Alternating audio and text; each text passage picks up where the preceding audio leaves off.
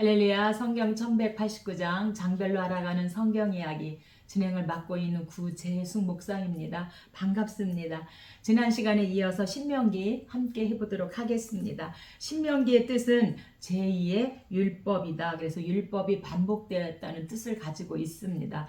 출애굽기, 레위기, 민수기는 1세대들에게, 또 출애굽기, 레위기, 민수기의 말씀을 핵심만 쫙 뽑아서 같은 말씀을 반복해서 2세대들에게 주시는 말씀이 바로 신명기입니다. 그래서 첫 번째 율법은 시내산에서 주신 율법이고, 두 번째 율법은 모압 평지에서 그렇게 2세대들에게 하나님께서 주십니다. 두 율법의 본질은 같지만 두 번째 율법은 가나안 땅에 들어갈 새로운 상황에 적응하기 위한 말씀이 더 자세하게 설명되었습니다. 그래서 모세가 120세에 죽기 2달 전에 이제 2세대들에게 1차, 2차, 3차 고별 설교가 신명기입니다. 지난 시간에 이어서 28장입니다. 28장은 저주와 축복입니다. 가나안 땅에 들어가서 이제 저주와 축복에 대한 말씀, 신명기 11장도 저주와 축복에 관한 말씀을 말씀하고, 27장은 에발산에서 저주의 말을 할 때 아멘 할 것이요, 그리심산에서 축복의 말씀을 할 때 아멘 할지니라서 지난 27장은 요단을 건넌 후에 이스라엘 백성이 행해야 할 의식에 대해서 말씀했다면, 28장은 다시 모압 평지에서 선포된 상세한 언약 규정과 관련하여 하나님의 말씀에 순종하는 경우에 임할 그런 축복과 불순종할 때에 따르는 저주를 상기시키는 내용입니다. 여기서도 축복보다는 저주에 관한 내용이 훨씬 더 자세하게 언급되어지고 있습니다. 그래서 축복은 1절부터 14절까지고요. 저주의 말씀은 15절부터 68절까지 그렇게 훨씬 더 자세하게 말씀하고 있습니다. 1절입니다. 성경 가지고 계신 분은 저와 함께 성경을 찾아가면서 함께 은혜 나누면 좋겠습니다.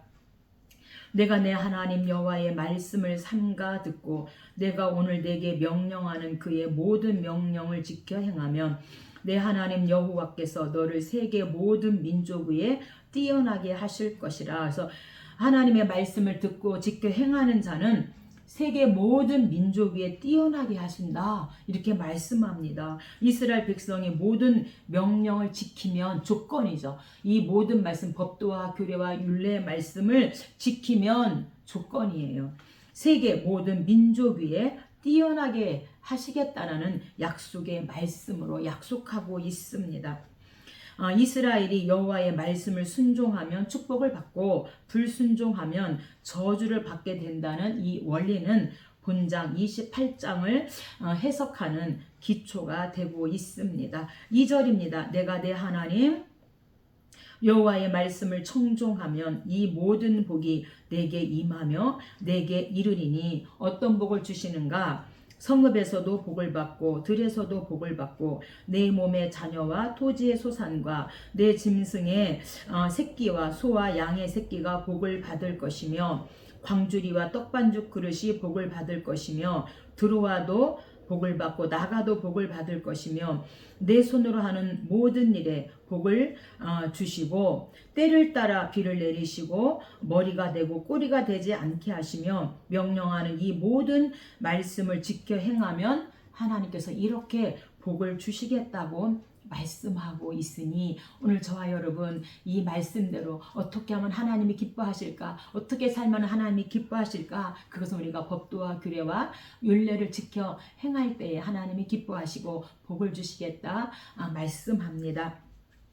15절부터 68절까지는 저주에 관한 말씀입니다. 15절입니다.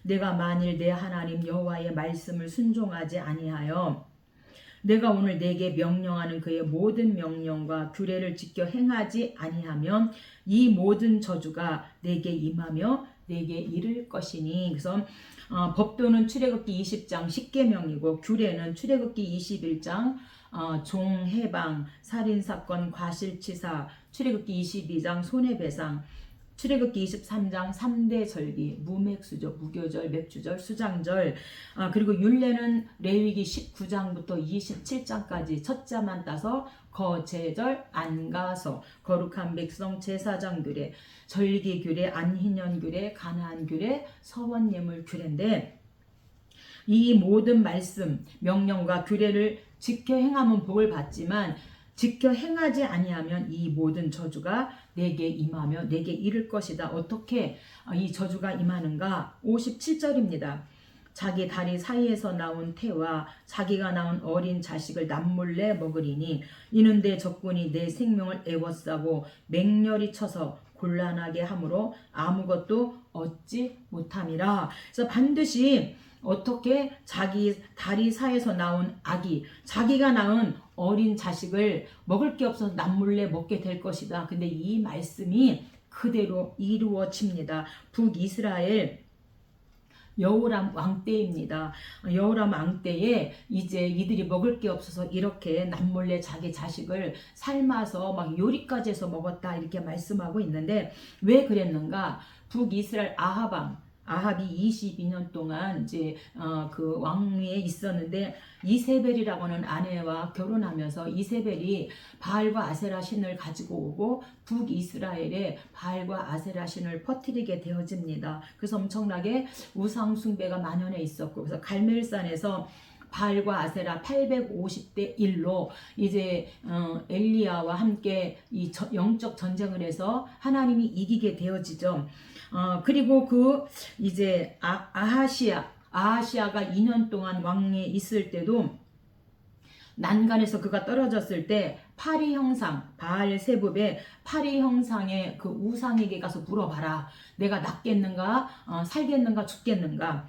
그리고 이제 여호람 12년인데 이들이 지금 북이스라엘 아합 왕 때 아하시아 왕 때 엄청나게 우상 숭배를 함으로 말미암아 여호람 왕 때에 이들이 그렇게 하나님의 저주를 받아서 오늘은 너의 아들 내일은 나의 아들을 이들이 먹게 되어지는 이런 슬픔에 쌓이게 되어집니다. 그래서 하나님께서는 얼마나 하나님을 사랑하는 자에게는 천대까지 복을 주시지만 우상 숭배를 가장 싫어하신다는 것을 말씀해 주고 있습니다. 57절입니다. 자기가 낳은 어린 자식, 이것은 자식이죠. 하나님께서 그들에게 주신 복된 선물인데 원수는 그들의 육축의 새끼와 그들의 토지의 소산을 먹을 거지만 원수들은 자기 자식까지 먹지 않는다는 거죠. 그런데 이스라엘 백성은 우상 숭배함으로 말미암아 얼마나 그들이 하나님이 싫어하는 일을 했는가? 자녀들을 잡아먹게 되었는데 오늘은 너의 아들 내일은 나의 아들을 잡아먹자. 예레미야 애가 20장에서 보면 그들이 낳은 아이들을 먹으며 이렇게 우상 숭배로 인하여서 저주받게 되어지고 결국에는 포로로 잡혀가게 되어지는 이런 일들을 만나게 되어집니다. 29장입니다. 29장은 언약 갱신인데 2세대들과 함께 이제 모압 평지에서 언약을 갱신하게 되어지고요. 출애굽기 24장은 1세대들과 함께 시내산에서 언약 체결을 합니다. 모세의 세 번째 설교에 해당하는 설교로서 모세는 여호와께서 이스라엘을 위해 베푸신 구원의 역사를 회상함으로 설교를 시작하고 있습니다. 이어 모세는 이 언약 총회에 누구나 참석할 수 있다고 함으로써 언약에 참여하는 일이 본질적으로 개방되어 있음을 말씀해 주고 있습니다. 1절입니다. 호렙에서 이스라엘 자손과 싸우신 언약 외에 그래서 호렙 시내산에서 1세대들과 이제 언약 체결을 한 것 외에 여호와께서 모세에게 명령하여 모압 땅에서 그들과 세우신 언약의 말씀은 이러하니라. 그래서 모압 평지에서 2세대들과 이제 언약을 갱신하게 되어집니다. 우리가 쉽게 우리가 보험을 들었는데 보험을 갱신한다 이렇게 생각하면 1세대들과 언약을 체결하고 2세대들과는 다시 그 언약을 갱신하게 되어집니다. 이 언약은요 히브리로 베리트에서 언약은 하나님과 그 백성이 맺는 관계를 가리키고 있습니다. 이 언약 관계에 들어가면 하나님은 그들의 신이 되며 하나님이 그들의 신이 되며 그들은 그의 하나님의 백성이 된다는 뜻이죠. 따라서 그 백성은 하나님을 전적으로 사랑하고 그 명령을 순종해야 된다는 것이 바로 이 언약의 뜻을 가지고 있습니다. 그래서 우리가 모압 언약, 이 세대들과 한 이 모압 언약의 특징은요, 내용이 간단하고 분명하게 그렇게 강조하고 있다는 점입니다. 그러나 시내산에서 1세대들과 언약 체결의 차이점은 1세대에서 2세대로 갱신을 한다는 것이고, 언약 체결은 출애굽기 24장 시내산에서 1세대들과, 언약 갱신은 출애굽기 29장에서 이제 모압 평지에서 신명기 29장 모압 평지에서 2세대들과 함께 이렇게 이제 언약을 갱신하는데 내용이 간단하고 분명하고 분명하게 그렇게 강조하고 있다는 것이 다른 점입니다.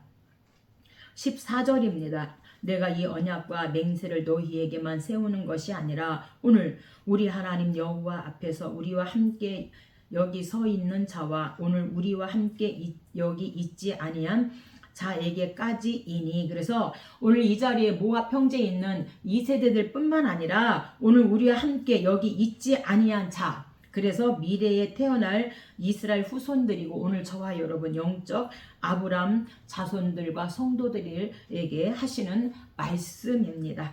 30장입니다. 30장은 선택하라. 이제 너희가 선택해라. 하나님을 선택할 것이냐 아니면 우상을 선택할 것이냐 너희가 선택하라 말씀하고 있습니다.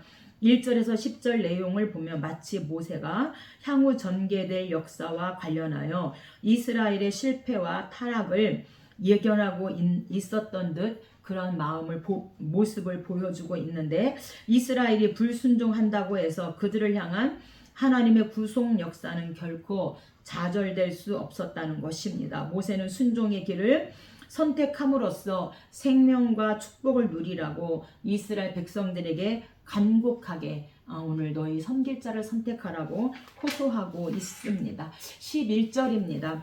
내가 오늘 내게 명령한 이 명령은 내게 어려운 것도 아니요 먼 것도 아니라 하늘에 있는 것이 아니니 이것이 바다 밖에 있는 것이 아니니 오직 말씀이 내게 매우 가까워서 내 입에 있으며 내 마음에 있은즉 내가 이를 행할 수 있느니라. 그래서 이 행할 수 있는 마음에 있고 내 입에 있고 가까이 있는 이 말씀 하나님을 선택하라. 15절입니다. 내가 오늘 생명과 사망과 복과 저주를 내 앞에 두었은즉 생사화복이죠. 너와 내 자손이 살기 위하여 생명을 택하고, 너희들이 살기 위해서는 생명을 선택하고 화를 선택하지 말아라, 저주를 선택하지 말아라 이렇게 부탁하고 있습니다. 그래서 내 앞에 이 생사화복, 복과 저주와 생명과 사망을 두었다는 것은 이제 이스라엘 백성은 둘 중에 하나를 사망이냐 생명이냐 둘 중에 하나를 선택하도록 요청받고 있습니다. 그들은 가나안 땅에 들어가기 전에 하나를 선택해야 하는데 생명과 복의 근원은 오직 지금 현재는 예수 그리스도이심을 말씀하고 요한복음 14장 6절에 내가 길이요 진리요 생명이다 이렇게 말씀하고 있습니다. 그래서 반드시 생명과 복을 선택하라고 모세를 통하여 오늘 이스라엘 백성에게 또한 우리들에게 말씀해 주고 있습니다. 31장입니다. 31장은 후계자 여호수아입니다. 민수기 27장에서 이제 후계자를 세웠는데 이제 모세가 죽기 전에 다시 그 여호수아에게 이제 후계자를 세우게 되어집니다. 31장부터 모세의 마지막 행적과 죽음을 다루고 있습니다. 모세는 가나안 정복을 당부하고 여호수아를 새 지도자로 이제 정식으로 임명을 합니다. 그리고 모든 세대들에게 하나님 경외하기를 가르칠 것을 여호수아에게 당부하고 있습니다. 7절입니다. 모세가 여호수아를 불러 온 이스라엘의 목전에서 그에게 이르되 너는 강하고 담대하라. 너는 이 백성을 거느리고 여호와께서 그들의 조상에게 주리라고 맹세하신 땅에 들어가서 가나안 땅이죠. 그들에게 그 땅을 차지하게 하라. 그래서 이제 이 여호수아에게 강하고 담대하라면서 이제 새로운 지도자로 세우게 되어집니다. 여호수아는 눈의 아들이고 그 이름의 뜻은 여호와는 구원이시다. 이런 뜻을 가지고 있고요. 히브리어로 여호수아는 그다음에 구원이시다는 뜻을 가지고 있고 헬라어로는 예수 혹은 예수와 이런 뜻을 가지고 있습니다. 민수기 13장 8절에 보면 그의 본명은 호세아로 이렇게 되어 있습니다. 모세가 시내산에서 율법을 받을 때 여호수아는 모세의 개인적인 그런 비서로 일했음을 말씀해 주고 있습니다.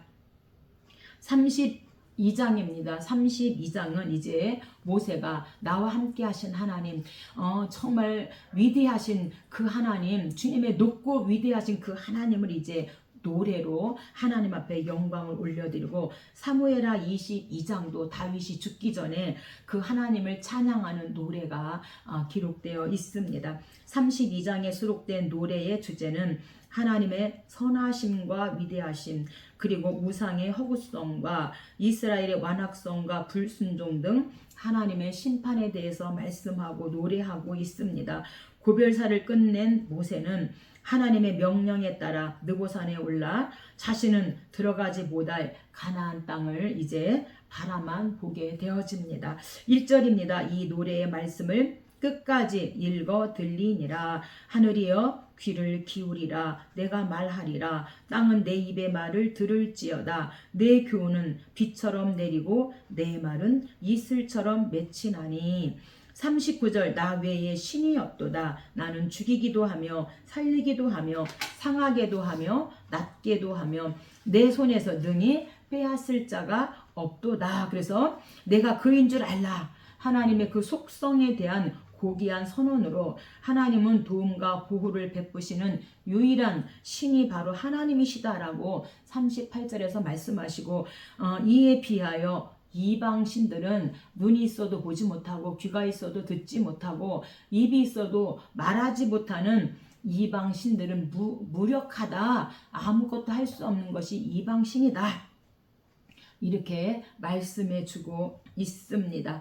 그러면서 하나님을 노래하고 위대하신 그 하나님을 찬양합니다. 저도 그 위대하신 하나님을 찬양합니다. 33장은 이제 모세가 축복합니다. 12지파에게. 그래서 우리가 창세기 27장에 이삭이 또 그 야곱을 축복하는 축복이 나오고, 창세기 48장은 두 손자 요셉의 두 손자를 축복하고, 창세기 49장에서는 12아들을 축복하는데, 오늘 33장에서 12아들을 또한 모세가 축복하고 있습니다. 33장은 이스라엘 12지파에게 남긴 모세의 유언적인 축복입니다. 그 내용은 출애굽 이후부터 늘 함께 해주신 여호와의 크신 위엄을 묘사함으로 시작해서 12지파들에 대한 축복을 예언하고, 모든 축복의 근원이신 하나님의 유일성을 찬양하는 것으로 마감하고 있습니다. 1절입니다. 하나님의 사람 모세가 죽기 전에 이스라엘 자손을 위하여 축복함이 이러하니라. 그가 일러스되 르우벤은 죽지 아니하고 살기를 원하며, 첫 번째 아들이죠. 유다에 대한 축복은 유다의 음성을 들으시고 그의 손에 자기를 위하여 싸우게 하시고 주께서 그가 그 대적을 치게 하시기를 원하나이다. 8절 레위에 대하여는 주의 둠밈과 우림이 주의 경건한 자에게 있도다. 주의 법도를 야곱에게, 주의 율법을 이스라엘에게 가르치며 주 앞에 분향하고 온전한 번제를 주의 제단 위에 드리리로다. 12절 베냐민에 대하여는 여호와의 사랑을 입은 자는 그 곁에 안전히 살리로다. 여호와께서 그를 날이 마치도록 보호하시고 그를 자기 어깨 사이에 있게 하시리로다. 13절 요셉에 대하여는 그 땅이 여호와께 복을 받아 하늘의 보물인 이슬과 땅 아래에 저장한 물과 땅의 산물과 거기 충만한 것과 곧 에브라임의 자손은 만만이요 므낫세의 자손은 천천이로다. 18절 스불론에 대하여는 너는 장막에 있음을 즐거워하라. 바다의 풍부한 것과 모래에 감추어진 보배를 흡수하리로다. 갓에 대하여는 광대하게 하시는 이에게 찬송을 부를지어다. 자기를 위하여 먼저 기업을 택하였으니 와서 공의와 이스라엘과 세우신 법도를 행하도다. 22절 단에 대하여는 다는 바산에서 뛰어나오는 사자의 새끼로다. 납달리에 대하여는 은혜가 풍성하고 여호와의 복이 가득한 납달리여 너는 서쪽과 남쪽을 차지할지로다.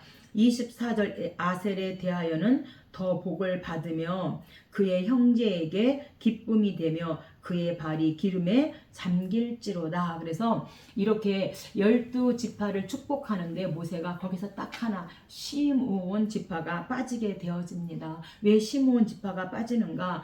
우리가 창세기 34장 디나 사건이죠. 그래서 세겜의 그 모든 남자들이 할례를 받으면 우리 디나가 세겜 추장과 결혼할 수 있도록 하겠다.